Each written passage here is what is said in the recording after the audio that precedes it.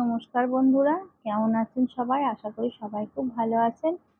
আমিও খুব ভালো আছি। রূপার আরো একটি নতুন ব্লগে আপনাদের সবাইকে স্বাগত।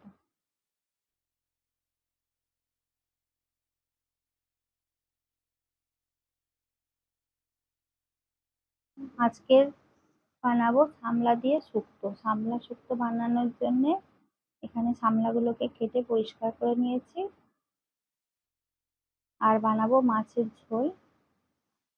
সামলা শুক্তো বানানোর জন্য নিম পাতাটা ভেজে নিচ্ছি। এবার এক পাশে তেল বসিয়ে দিয়েছি। তেলেতে কালো জিরে আর একটা ছোট্ট মতো শুকনো লঙ্কা ফোড়ন দিয়ে দেবো। এটা গ্রাম বাংলার পুরনো একটা রেসিপি। শাপলা শুক্তো এই সময় খুব শাপলা হয়।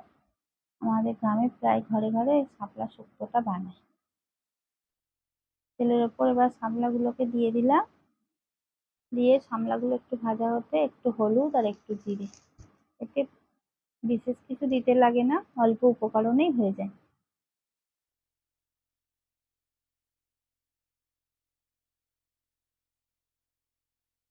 নাড়াচাড়া করে জল দিয়ে দিয়েছি। এবার লবণ স্বাদ মতো আর নিম পাতা ভেজে রেখেছিলাম ওটাকে দিয়ে দিলাম। ভিডিওটি ভালো লাগলে লাইক করবেন, কমেন্ট করবেন আর চ্যানেলটিকে সাবস্ক্রাইব করবেন। আজকের ভিডিওটি এখানেই রাখছি। দেখা হচ্ছে নেক্সট ভিডিওয়। ততক্ষণ ভালো থাকবেন, সুস্থ থাকবেন। আর সামলা শুক্তো আর মাছের ঝোল এই ছিল আজকের রেসিপি। ধন্যবাদ।